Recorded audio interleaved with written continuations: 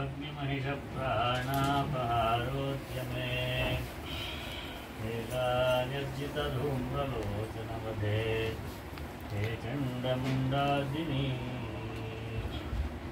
निःशेषीकृतरक्तबीजदनुजे नित्ये निशुम्भापहे शुम्भध्वंसी संहराशु दुरिते दुर्गे नमस्तेऽम्बिके।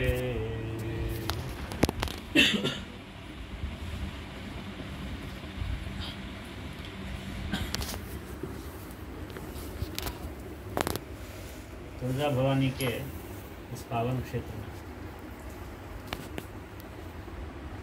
गुरु प्रतिपदा के शुभ अवसर पर इस प्रकार पारंपरिक रूप से इति पूजन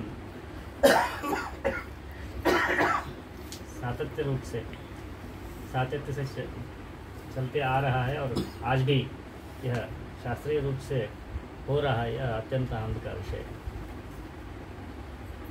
वही महाराज जी बातों में कह रहे थे कि संवाद तरंगिणी नामक पुस्तक में एक घटना का उल्लेख कर रहे थे कि वैदिक विद्वान जो है स्वयं अपने पुत्र पौत्र आदि का अध्ययन नहीं करवाते, वेदाध्ययन नहीं करवाते, क्योंकि समाज में उसकी उतनी मान्यता नहीं है या प्रतिष्ठा नहीं है जितनी वह चाहते हैं।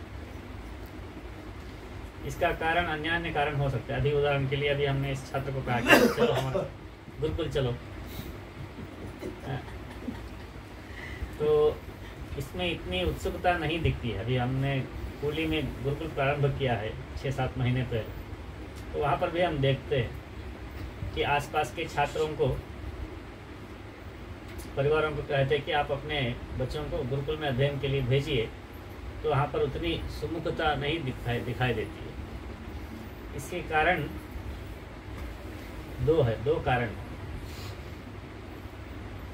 दासता यानी पारंपरिक रूप से न होने के बावजूद पिछले 1000 वर्षों में जो दासता आई हमारे यहाँ, दासता के बाद में पराधीनता आई। अंग्रेजों के हाथों में हम पराधीन हुए। जिसके अधीन हम रहते हैं उसका अनुकरण करना ये स्वाभाविक होता है। गतानुगति को लोकः न लोकः पारमार्थिकः। 4 लोग कैसे कर रहे हैं वैसे हम करना चाहते हैं। जो यशस्वी समाज में माने जाते हैं उनको हम अनुकरण करना चाहते हैं। उदाहरण के लिए कुछ लोगों को साहेब कहा जाता था।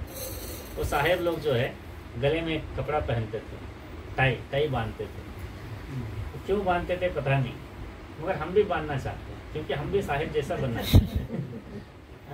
मगर वास्तव में क्या हुआ, वो साहेब लोग गले में कपड़ा इसलिए बांधते थे क्योंकि उनके यहाँ बहुत ठंड होता है, नाक बहता रहता है, नाक से पानी निकलते रहता है। वो पानी पोंछने के लिए जो है कपड़ा बांधना शुरू किया।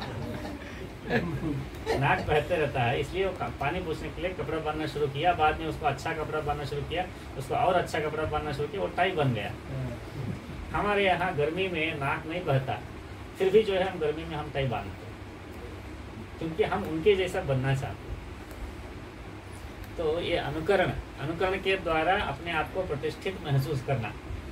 आप यशस्वी हो या असफल हो या सफल हो जीवन में, इसका निर्णय कैसे होता है? जो समाज में प्रतिष्ठित है वह प्रतिष्ठित व्यक्ति हमें अपने साथ बिठा लिया तो हम यशस्वी हुए, ऐसी मान्यता है। तब कोई बड़े साहेब आए हैं, IAS ऑफिसर आए हैं, IAS ऑफिसर आए तो बगल में हमको बिठा लिया या फिर हमारे साथ फोटो खींचा, तब हम जो है हम उसके समकक्ष अपने आप को मान लेते हैं।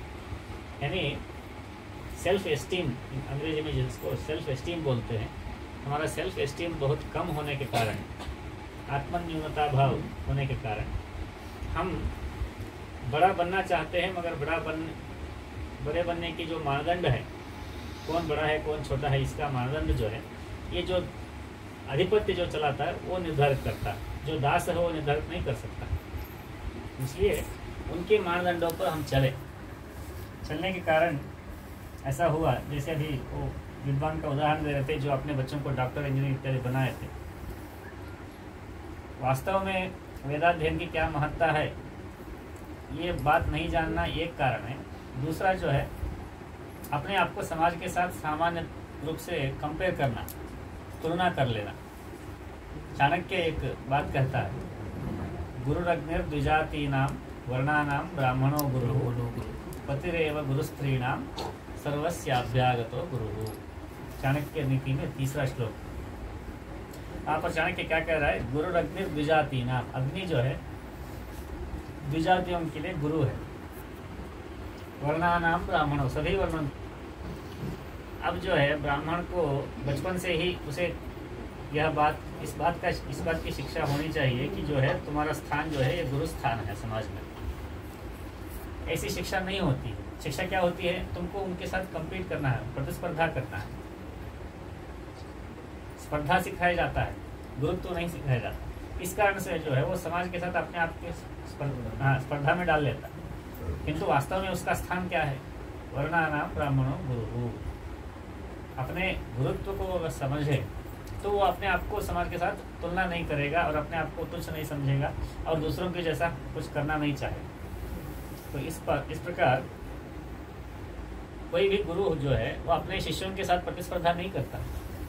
इसलिए ब्राह्मणों को समाज के साथ प्रतिस्पर्धा नहीं करना चाहिए। अपने आप को धर्म मार्ग में चलाना चाहिए। ऐसा चलना चाहिए जिससे देखकर समाज जो है अपने आप प्रेरित हो जाए। बात वही चलती रहती है कि दुनिया झुकता है, झुकाने वाला चाहिए। दुनिया पीछे चलता है, उसको चलाने वाला नायक चाहिए। ऐसी बातें हम सुनते रहते हैं। ऐसी बातें सच है तो जो है गुरु जैसा जीने वालों को शिष्य भी बनते हैं समाज में। शिष्य तो बहुत मिल जाते हैं मगर गुरु पे गुरुत्व चाहिए। ऐसा ब्राह्मण वर्ण में जन्मे हुए लोग जो है स्वयं को और स्वयं के स्थान को समाज में समझकर तदनुसार उसके अनुसार जो है अपने जीवन को धर्ममय, भक्तिमय, त्यागमय, तपोमय बनाएंगे तो जो है समाज अपने आप उसका अनुसरण अवश्य करेगा।